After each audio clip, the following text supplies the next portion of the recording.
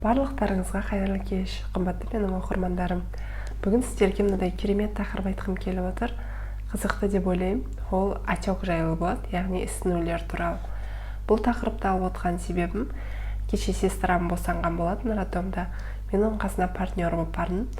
Барсам, аяқтары осылай қатты ісініп кетіпті. Содан аяқтарың қатты ісініпті, не болды десем, мен бұны басында ойладым дейді. Мен салмақ қосып жатыр екенмін деп мәз болып жүре беріппін дейді. Сөйтсем, мен почкам ауырып, денем барлығы ісініп, алдында больницаға жатып шықтым дейді. Осыдан келіп ойладым, отек жайлы, ісіну жайлы білмейтін адамдар бар екен. Демек, оларға мағлұмат беру керек. Осы жайында да сіздерге ақпарат беру керек деген ой келіп, бүгін сол видеоны түсіріп отырмын. Ең бірінші, ағзаңызда отек бар ма, жоқ па, соны білу үшін не істеу керек деген сұраққа жауап берейін. Сіз өз салмағыңызды білесіз. Мысалы, примерно 50 килограмм болсаңыз, бірақ сіз егер айнаға қарағаныңызда өзіңізді ісіну бар секілді сезінсеңіз, салмағыңызды өлшеп көріңіз. Егер сізде ісіну бар болатын болса, сізде 1 килограммнан 3 килограммға дейінгі аралықта салмақ қосылады. Мысалы, 51, 52 немесе 53 килограмм болып тұруыңыз мүмкін.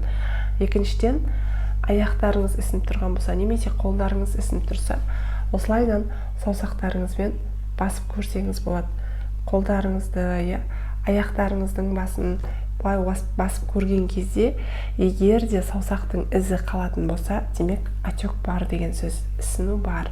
Және сіз нәскиіңізді және басқа да қысып тұратын киімдеріңізді, үстіңіздегі іш киімдерді жаймен шешіп қарасаңыз, ортасынан надойып сызық болып із қалып, қалған жерлер ісініп тұратын болса, бұл да отектің белгісі. Және төртіншісі, ісініп тұрған жерді қолыңызбен ұстасаңыз, ол жердің терісі мұздайлау болып тұрады. Және кейбір адамдарда жүрек ауыратын, өкпесі ауыратын кісілерде ентікпе болатын болса, физикалық нагрузка түсетін болса, тоже отек дамуы мүмкін. Сондықтан сіз ең алдымен менде отек бар ма деген сұраққа жауап беріп алсаңыз болады. Жалпы ісінулердің екі түрін ажыратамыз. Біріншісі физиологиялық жағдайда ісіну, екіншісі патологиялық. Физиология деп отырғанымыз ол нормада ісіну болу жағдайлары, ал патологиялық деген белгілі бір аурулардың себебінен ағзада бұзылыстар болып ісіну туатын болса, оны патологиялық ісіну дейміз. Енді физиологиялық ісіну қашан болады? Егер де сіз көп мөлшерде тұз қабылдайтын болсаңыз, күніне бір күн бойы жүрген кезде көп жидкость ішіп қоятын болсаңыз, сұйықтықты, суды көп қабылдайтын болсаңыз, үшіншіден үнемі аяғыңызда физикалық нагрузка түсіріп жүретін болсаңыз, төртіншіден, егер сіздің ағзаңызда белок аз болатын болса, дефицит болатын болса, ол да ісінуге алып келеді.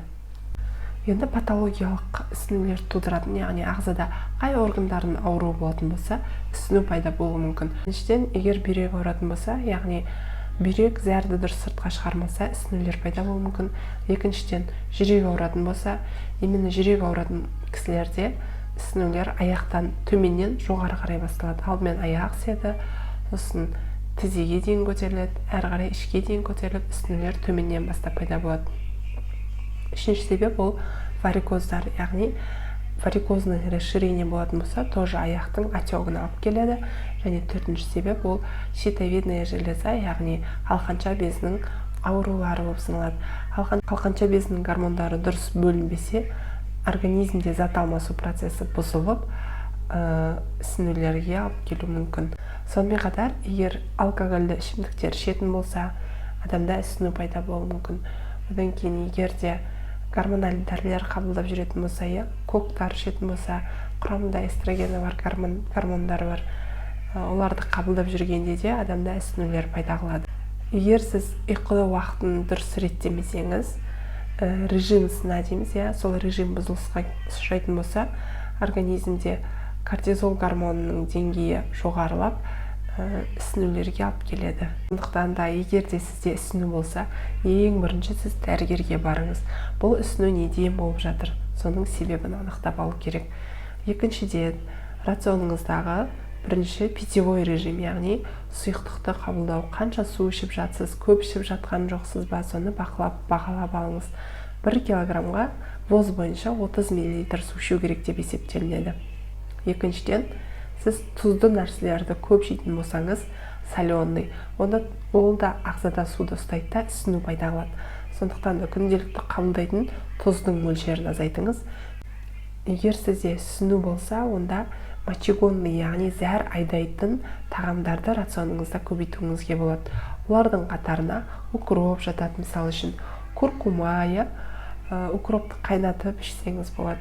Куркуманы шайыңызға араластырып ішсеңіз болады. Олар отекті кетіреді организмдегі. Және өзіңіздің күнделікті қабылдайтын тағамдарыңыздың құрамында калий өте жоғары тағамдарды қабылдасаңыз, ол да ағзадан ісінуді кетіруге көмектеседі. Мысалы, банан, авокадо, помидор, сонымен қатар сиыр еті, балық, именно скумбрия, сосын смородина жеу, курага, чернослив дегендердің барлығы бұл ісінулерді кетіруге көмекші тағамдар болып саналады. Ісінумен күресу үшін контрастный душ қабылдасаңыз болады. Ол қалай? Мысалы, жылы суға түсесіз да, резко 1-3 секундқа мұздай суды құйып жібересіз, сосын қайтадан жылы суға ауыстырасыз. Температураны өзгерте отырып осылай суға түсетін болса, оны контрастный душ деп атайды. Осылай ағзада тонусты жоғарылату арқылы тамырлардың қабырғасы тарылып, ісінулер азаяды. Екіншіден, егер де ұйқыңыздың уақытын режимін реттейтін болсаңыз, ол да ісінулерді азайтуға. Үшіншіден, лимфодренажный массаж өте жақсы көмекші.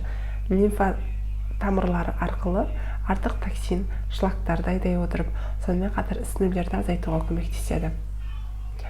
Төртіншіден, арнайы упражнениялар бар, японская вибрация деп атайды. Мына суретте көріп тұрғаныңыздай әрекеттерді жасап, екі қолды және екі аяқты көтеріп сілкілейтін болса, оны японская вибрация дейміз. Бұл да лимфа тамырлары арқылы оттокты, яғни айналымды жақсартып, ісінулердің азаюына алып келеді. Сіз үшін ең маңыздысы бұл ісінуді не тудырып жатқандығын анықтау болып саналады. Сондықтан міндетті түрде дәрігер консультациясына жазылып, ісінудің себебін анықтап алыңыз. Екіншіден, диуретиктерді өз беттеріңізше қабылдамаңыздар. Себебі оның көптеген кері әсері бар. Давлениені түсіріп жіберуі мүмкін, мида қан айналым жеткіліксіздігі болуы мүмкін. Ми дұрыс жұмыс жасамай, тамырлары тарылып қалуы мүмкін. Сондықтан да кез келген дәрілік затты қабылдамас бұрын міндетті түрде дәрігер тағайындауынан кейін ғана оларды ішуіңізге болады. Бүгінге айтарым осы, егерде ісіну жайлы сіздер алған ақпарат пайдалы болса, лайк қойып, менің каналыма тіркелуді ұмытпаңыз.